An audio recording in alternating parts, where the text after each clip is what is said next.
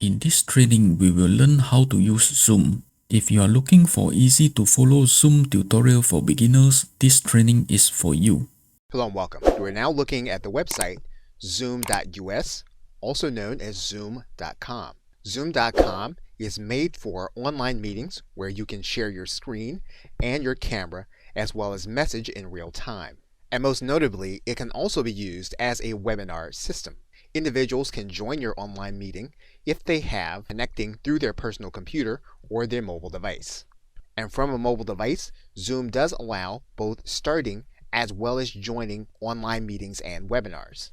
So in this course, we will look at the process of setting up and starting your online meetings and webinars. We'll look at the Zoom meeting software in both its basic and advanced forms. We'll also look at integrations with third-party applications. We'll look at those primarily used through the native application. In particular, we'll look at both scheduling and storage options. So we'll start the process with a discussion of plans and pricing and those most likely to be used by both entrepreneurs and information creators. Okay, so with that, thanks, and I will see you in another video. Welcome back. Now, if you come to zoom.com and you go to the link that says plans and pricing, that's going to open up to this pricing page. And what you're going to notice is that there is a free version which will allow you to have up to 100 participants in any meeting up to 40 minutes long. You can have unlimited one-to-one meetings or group meetings, and those group meetings include video conferencing with video and audio and the ability to see the speaker in full screen. You also have web conferencing, which means that individuals can join using their mic and headset from their personal computer or their mobile device. In terms of group collaboration, you'll notice that there are breakout rooms available, as well as screen sharing using an iPad or iPhone application. Now, when you move from free to a paid plan, you will then be able to hold your meetings at least 24 hours instead of the 40 minutes. You'll also be able to have multiple users and manage those users, as well as reports that you can analyze. A paid plan also gives you 1 GB of MP4 storage and cloud recording, and gives you the ability to add in Skype for Business as an integration. When you have a paid plan, you can also pay for cloud storage. Most importantly, though, you can add in video webinars at $40 a month, so that if you want to have individuals over 100 attendees and then do it webinar style, you'll need to have the add-on. Now, what's important about this is that this webinar feature allows you to stream live to both Facebook and YouTube. In this course, we will look at a number of the free features, but we will also look at adding on the webinar, cloud-based storage, and Skype. Okay, so with that, thanks, and I will see you in another video. Welcome back. Now, Zoom does have a partner program. If you hit Control and then the End button, you'll come all the way down to the bottom. You'll notice here on the left-hand side that there is a link to partners. And what you can do is you can click this link that says Refer a Friend. And when someone subscribes to Zoom as a new customer, you'll get points. Those points can then be redeemed as either a gift card or a check. You can also make a formal application to become a reseller or a referral partner.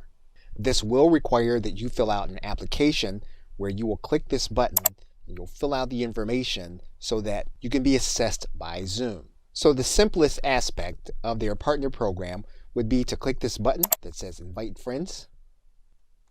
And you'll notice here that to become part of the referral program, you'll need to be one of their paying customers.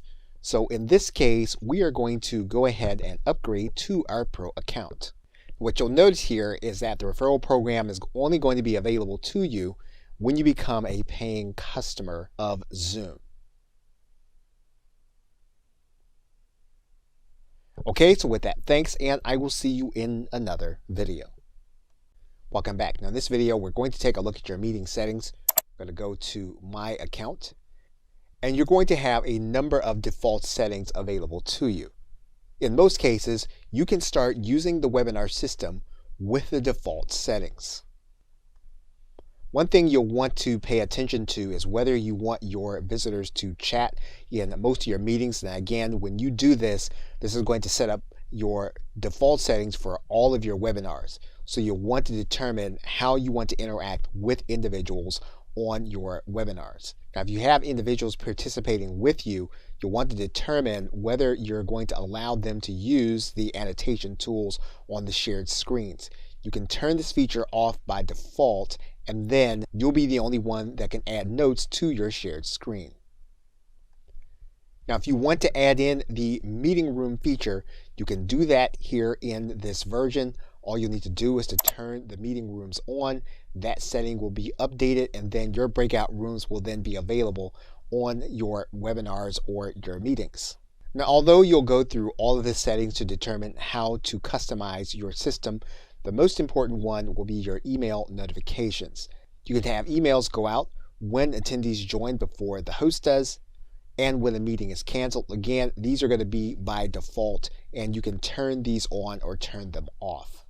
You'll also want to look at the recording tab, and you'll notice that in each case, you're going to be creating a local recording. That means that your recording of your meeting or webinar is going to be saved to your hard drive.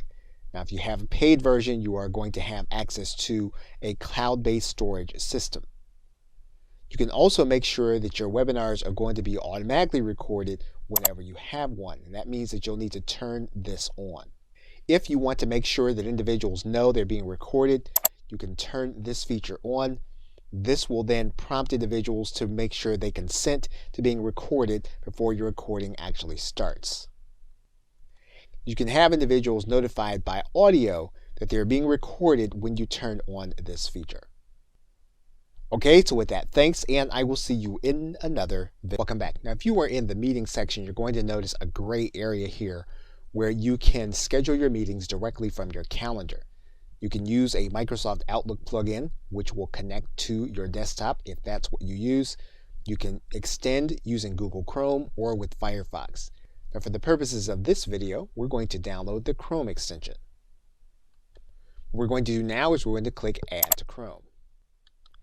And then we're going to click Add Extension. Then in your browser area, you're going to notice that there is going to be a Zoom scheduler available to you.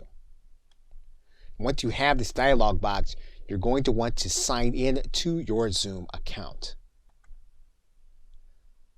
Now, once you're signed into Zoom, what you'll be able to do from Google Chrome is you'll be able to pick a date from your Google Calendar.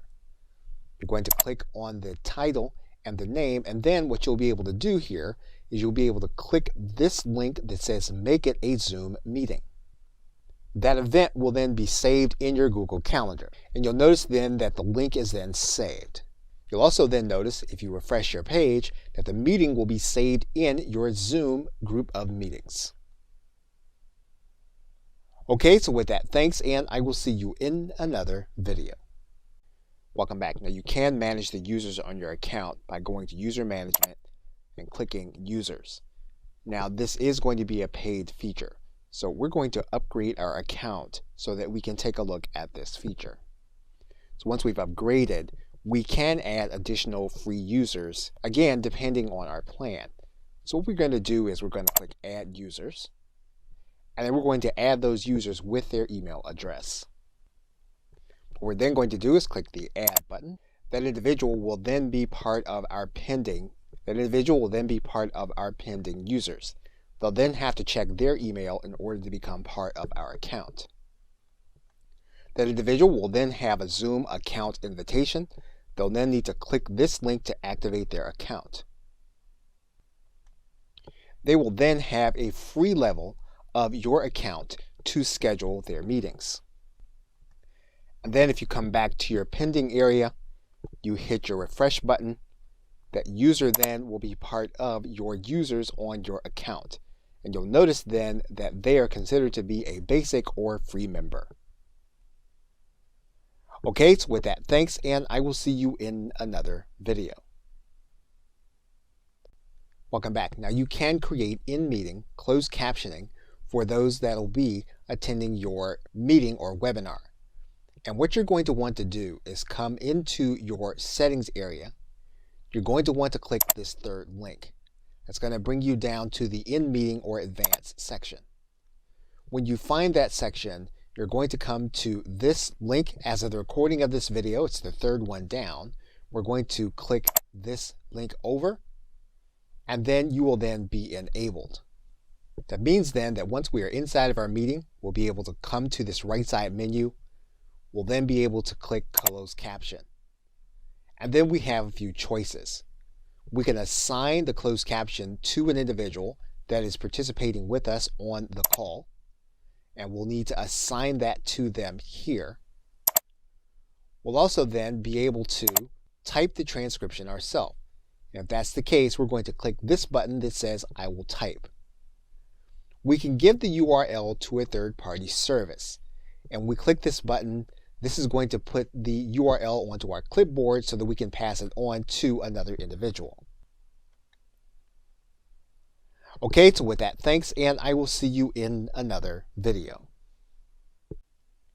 Welcome back. Now in this video, we are going to start the process by creating a Zoom meeting. And what we can do is we can either start a meeting by going to this link to host a meeting right now and then distribute the link, or we can schedule a meeting for the future, determining when that time is going to be.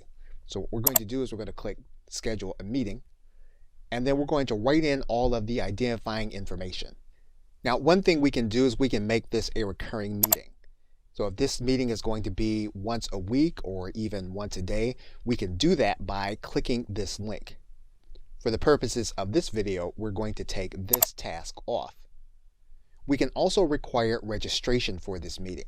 So for example, we can click this link, and then individuals will need to register before they can attend. You can determine upfront whether video cameras will be available. So for example, what we can do is we can turn on this task. This will mean that video cameras will be available for the host. We can also have video available for the participants. We can then determine how individuals are going to be able to connect. If we determine that we want them only to connect by telephone, we can do that, or by computer audio. It's likely that you'll want both to be available, so we're going to leave this as the default setting. Now again, if you're going to be distributing the link and individuals are going to register, some of these things that you'll be doing on a case-by-case basis. If you want individuals to be able to join the room before you get there, you can click Enable Join Before Host. We're going to untick this. If you only want discussion to occur when you're there, you can click Mute Participants upon entry. And you can use the long meeting ID, but again, if you're going to be distributing the link, you don't have to do this. Now, what you can do is you can enable a waiting room so that when individuals come, they can then be part of a waiting room instead of seeing the standard Zoom screen. Now, because we're using a paid plan, we can determine that we want this meeting to be recorded automatically. We can say that we want it recorded in the cloud, or we can have it to be recorded on our personal computer. If you want individuals to be available to be a host in order to take over the meeting when you are not there, you can do that by putting in their email address here in this area. Once you have it, you can then click Save. What you can then do is click this link to copy the invitation, and then you can copy this invitation into an email. And then you can distribute this information.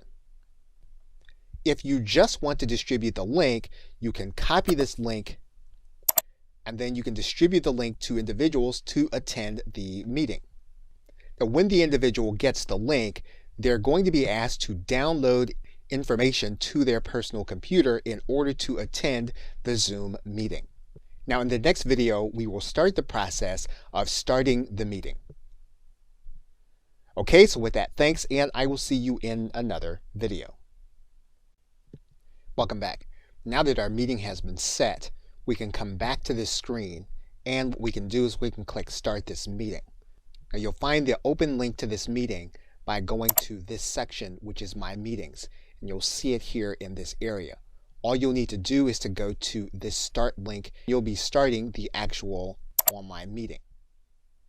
When this happens, Zoom is going to start the process of opening up software that's going to download to your personal computer as well as interact with your browser. You're then going to click Open Zoom Meetings. Now, you may want to click this link that says always open these kinds of links in the associated app so that you can save time on this process. Now, for the purposes of this course, we're going to go ahead and we're going to enable this link because we're going to be doing this more than once. We're now going to click Open Zoom Meetings. Now, we've enabled the recording, so the recording is now being conducted as we speak. Now, one of the things that we have done for the purposes of this video is we have disabled the video. If we want to enable our camera, all we'll need to do is to click on top of this icon and our webcam will then be enabled. Now, we can choose to join with our computer audio, and indeed this is something that your attendees and participants are going to go through also. They're going to be able to join with their computer audio, and you're going to see that Zoom is going to remind you that the recording is not going to include audio unless you click Join Audio. So what you're going to want to do is you're going to want to click on top of this button to conduct your meeting with your own computer audio. Now, all of your controls will be at the bottom of the screen. If you want to invite individuals to participate with you, you can click this invite button and they'll be brought into your meeting. And what you'll do is you'll click this button. This is going to give you links or ways to send the invitation. What you can also do is you can choose the content that you'll be sharing, and you'll do that by clicking this button. This is going to give you the opportunity to choose the screens that you're going to be showing during your meeting. In fact, one of the things you'll see here is that there is a place for you to conduct the meeting using your mobile device. We can be even more detailed with the screen that we're going to be using, a particular portion of the screen, individual computer sound, or content from a second camera. We can also enable the chat for our participants. And what we'll need to do is to click this button, and we'll be able to type messages to everyone as well as to receive everyone. Now, when people type back to you, everyone in your group is going to be able to see these messages as they're being typed in real time. You have the ability to either stop or pause the recording by clicking this button. So if you're going to be coming to a place in the recording where you're going to have something that you don't want seen, you can pause the recording here in this area, and then you can turn it back on by clicking this link. Now, we've also discussed the closed caption option. And basically what this is going to do is this is going to give you the ability to either have someone type the notes as they're being conducted in real time, or you can type them here also. If we click this button, you'll then be able to see your controls for closed captioning. You'll also see here that you have breakout rooms, and this is going to be for your participants, not for your attendees to a particular webinar. So what you're going to want to do is you're going to want to click this button once you've completed the presentation or the meeting, and you can click this link that says End Meeting. You can then assign a host to the meeting if you just want to leave it, or if you want to end the meeting, you can click this button that says End Meeting for All. Then Zoom will begin the process of getting your meeting recording ready. You'll then determine where you want your meeting recording to be housed. And then your Zoom recording will be present in the folder that you designated. Okay, so with that, thanks, and I will see you in another video. Welcome back. Now, in cases where you're going to have more than 100 attendees, you're going to want to host a webinar. Now, on the webinar, you will not be able to have more than 100 participants. However, you will be able to have those 100 participants plus other attendees to view the content.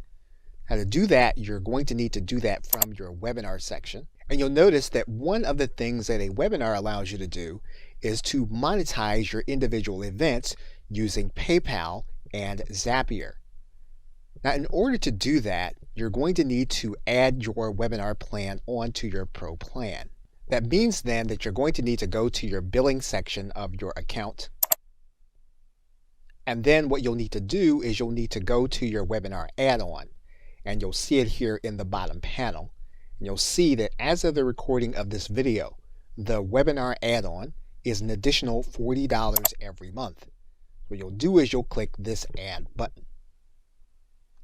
Now what you'll be determining is how many participants on your calls you'll be having.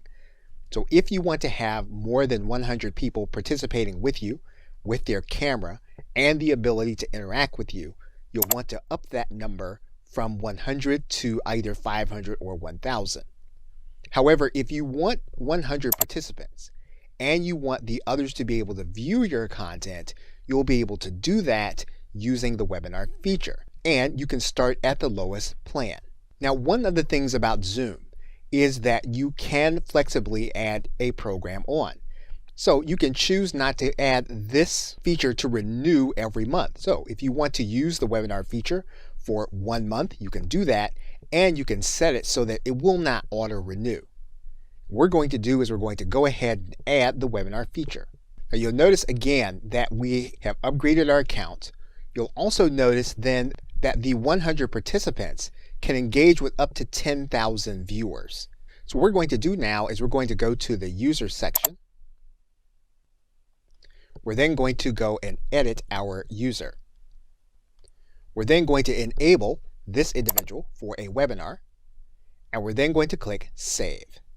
Once we do that, we'll go back to My Webinars, and you'll notice now that the webinar section is then available, and we can now schedule a webinar.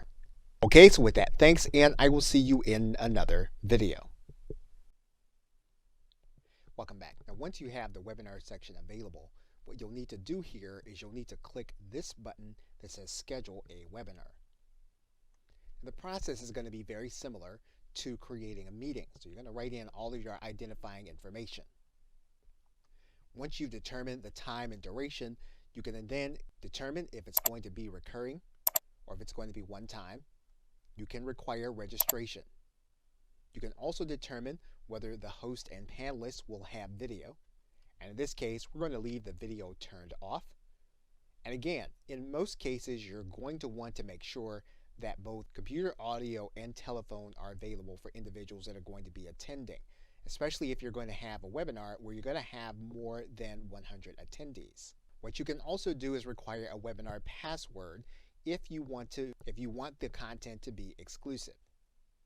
You can also enable a practice session so that you make sure that all of your slides and all of your presentation is going to be in order before you go live with the webinar.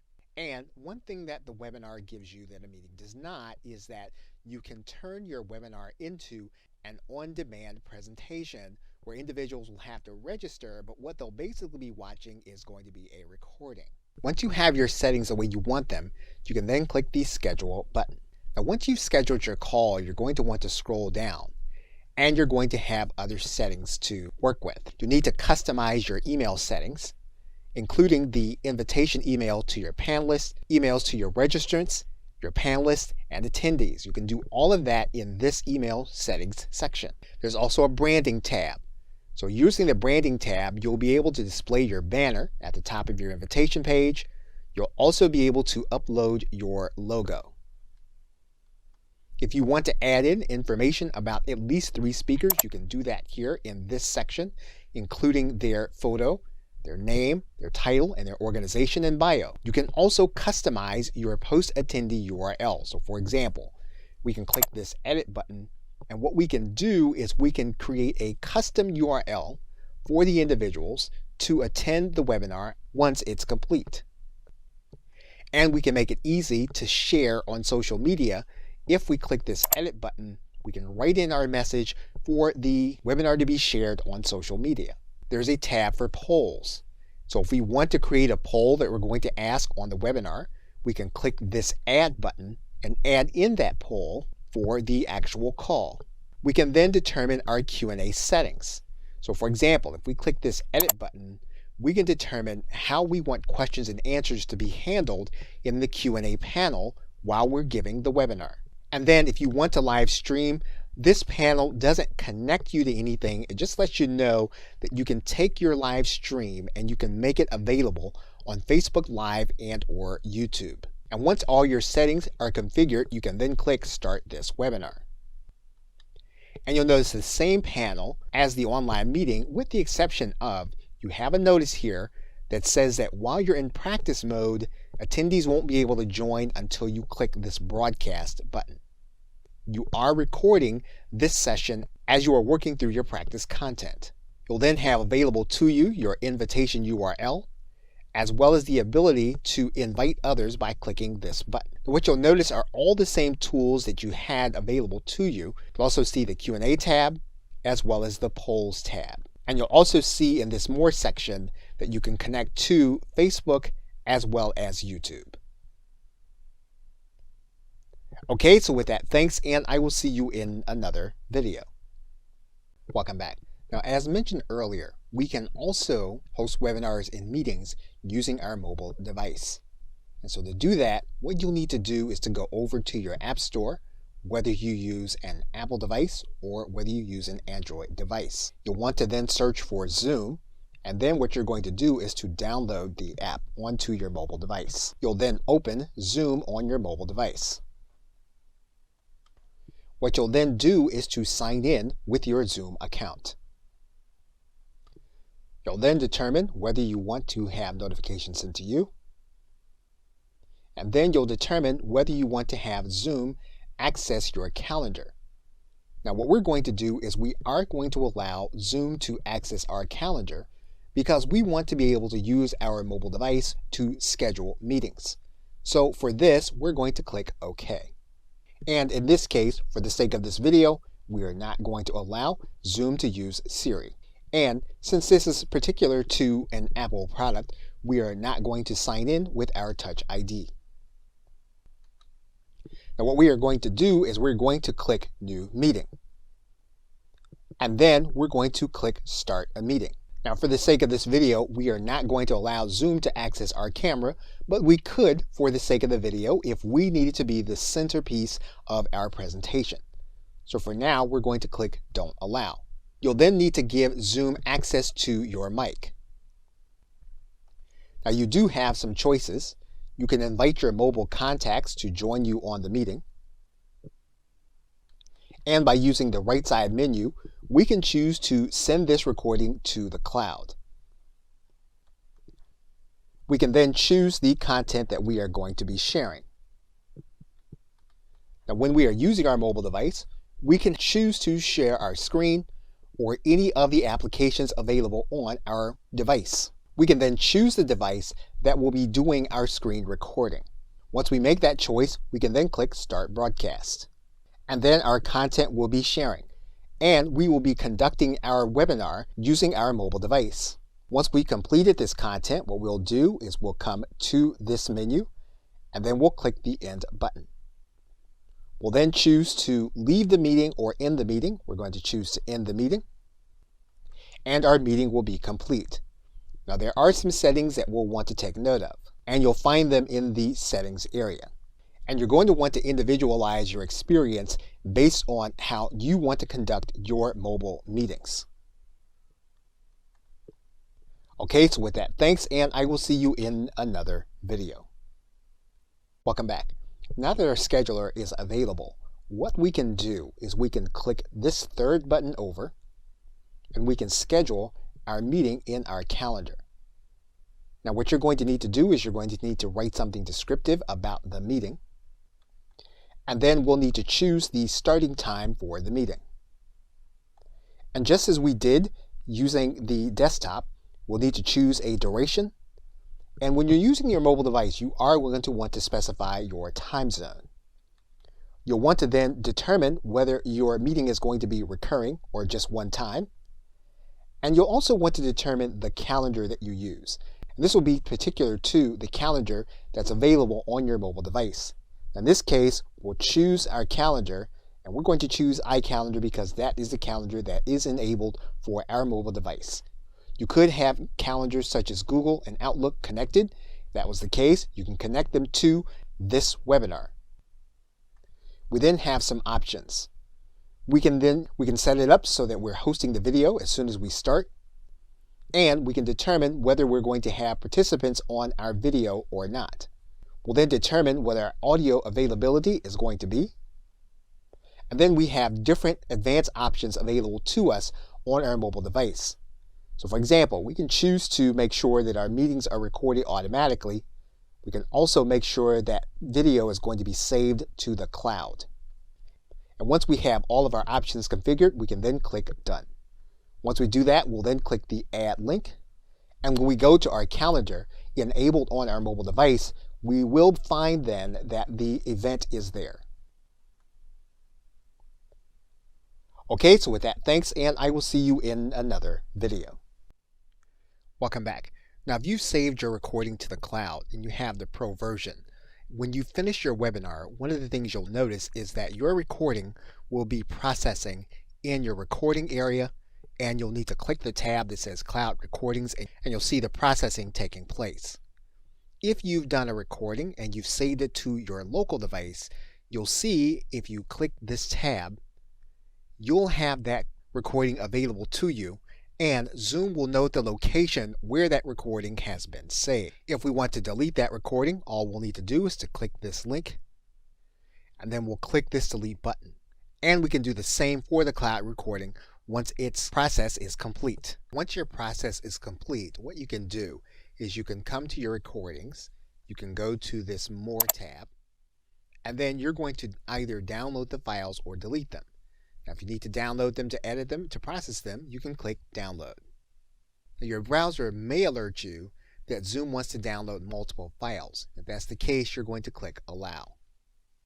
You'll then see your files available to you in M4A format for audio and MP4 format for video.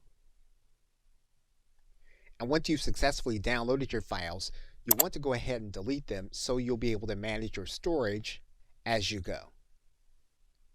Okay, so with that, thanks, and I will see you in another video. Welcome back. You are now looking at version 8 of the screen sharing and recording program Camtasia. And we're looking at this application because we're going to use it in order to edit our Zoom recording. Now, you may not have Camtasia, so you'll be able to use any editing program to edit your recording as long as it can edit MP4 recordings. So what we're going to do is we're going to then take our file command, and then we're going to import the media into our clip bin.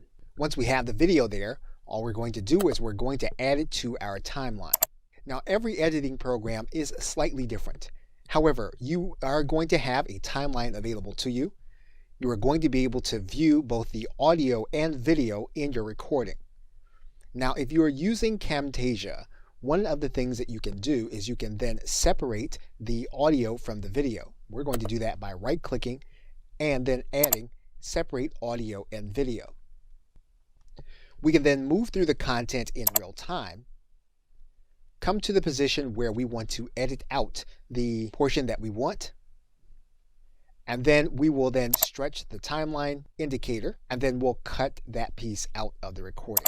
Now, whenever we make edits to Camtasia or any other editing program, what we're basically doing is we're creating a different file, which is a project file.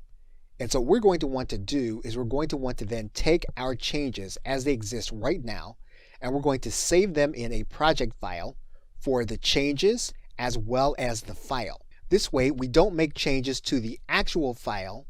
What we make changes to is the project. And so we're going to save this entire project. And you'll notice then that we have saved a Camtasia project. And you'll also notice that the file name has now changed to a different file name. And this is a project file. So once again, all we have in the project file are the changes we made to the file that we imported. We did not make changes to that actual file. And so we'll continue to make edits to this file. We can choose to add in music at the end, and at any point where we want to do that. So basically what we want to do is we want to use our video editor to add on any branding and any other information that we want to be in the video, and remove that information that we don't want to show up in the video. In some cases, we may discover that we have sensitive information inside of our video. And so what we'll want to do in Camtasia is we'll want to add a callout. Now, once again, this is going to be different in any video editing application that you want. However, this is a common feature that you'll want to find. You'll want to add in that feature. In this case, we're going to change a certain part of this to a blur. And we can stretch it to the point in the timeline where we want it. Okay, so with that, thanks, and I will see you in another video. Welcome back. Now you may have noticed that Zoom does offer cloud recording transcripts for your content, and that is with the business plan. However, the business plan at $19.99 per month as of the recording of this video requires that you purchase licenses for at least 10 hosts. So that may not be cost effective for you to implement. However, one thing that you can do is you can take your recording and you can download the file to your hard drive. Now that file will appear as an MP4. One option is to use third-party system Descript, which has both a free level as well as a paid level and a team level. You can also transcribe using Timmy.com, which also offers a machine transcription for a low price. However, if you'd rather have a human transcription, you can have that done at a site like rev.com. Now, Descript, Rev, and Timmy are just a few of the options available to you. The most important fact to note is that you have low to very low cost transcription options available to you for your recording. Okay, so with that, thanks, and I will see you in another video. Welcome back. Now, Zoom does have a third-party app marketplace that will allow you to connect platforms to Zoom in order to do certain tasks. And if you go to the app marketplace and you type in YouTube and click search, you'll see that there's an application called YouTube for Zoom. And what you'll need to do then is you'll need to sign in to install this application. You'll then need to enable the application and then click install. You'll then need to authorize the app for your account. You'll then need to authorize the app for your YouTube account. You'll then click allow. The application will then be linked to your YouTube account. You'll then be able to configure Splain to work with your Zoom account. And then once you conduct your webinar, you'll then click end meeting. You'll then end your meeting. Your webinar will then start processing inside of Zoom. Now, once the webinar has completed its processing, you'll see it in your YouTube channel. And because we set up the webinar to be automatically deleted, you'll no longer see it in your cloud recordings, you'll see it in your trash. Now, in order to find the app or uninstall it, you're going to need to go to the app marketplace. And you should be signed into the marketplace. What you'll want to do is to click Manage. You'll see your installed applications, and you'll see this application installed. If for some reason you want to uninstall it, you'll just click this link. Now, it's a good idea to get more information about the application before you install it to your Google account, as well as before you install it to your Zoom account. And you can find out more about the application from splain.io. You'll note that this is a 30-day free trial that you'll be using in order to use Splain with your Zoom and your YouTube account. Okay, so with that, thanks, and I will see you in another video. Welcome back. Now, Zoom does have integration into your cloud-based storage. And to find it, you'll need to scroll down inside of your settings, and you're going to go to this integration tab. And what you'll see here is that you can enable Google Drive, Dropbox, Box, and Microsoft OneDrive. So what this means then is while individuals are on their mobile device, they will be able to share content from their cloud-based storage. So while the individual is on your call, what they'll then need to do is to click the bottom of their screen, and they'll be able to share their content from the drives you have enabled. So for example, in this case, if we click Google Drive, our Google Drive will then be available to us using our Zoom meeting. And once we enable the document, all we'll need to do is to click Share. The file will then start a loading process and will then be part of our sharing process using our mobile device in our Zoom meeting. Okay, so with that, thanks, and I will see you in another video. Welcome back. You can automate the process of transcript creation in the Zoom marketplace. And if you look at the Zoom Marketplace and you come down into the recording and transcriptions area, you're going to see one link for Trent. We're going to click that link. Now for the Trent integration, you'll need to install it to your Zoom account. And this will automate the process of sending your recordings straight to Trent so that you can have them transcribed. Now Trent is a machine transcription. It has a free trial, and its pricing is going to be slightly less than human transcription and slightly more than most of the machine transcriptions. So this application is something worth looking at if you do want to spend a little more for your machine transcription and the automation process. Okay, so with that, thanks, and I will see you in another video. In conclusion, in this course, we looked at the process of starting meetings and webinars using Zoom. Whether you want to share your cameras or your screen, you can share content with other individuals, whether they are participating with you on a webinar or they are participating with you by watching your content. And in closing, we're looking at the whiteboard and the sharing process, where we can share text, where we can draw, and where we can use our cursor to erase. We also looked at doing webinars, where we can operate in practice mode, and where we can also share Q&A and polling. And as you recall, the paid webinar plan allows us to stream live to YouTube and Facebook. We looked at integrations for storage. And we also looked at the app marketplace, which is only part of the paid plan and allows us to connect to third-party applications. Okay, so with that, thanks, and I'll see you either in another video or in another course. What you have learned in this training are just useless if you don't take action to implement it fast. I hope that you found this training to be informative and helpful. Don't forget to hit the like and subscribe to this channel for more helpful video updates. Also refer to the link in description to get more awesome information that can help your learning journey.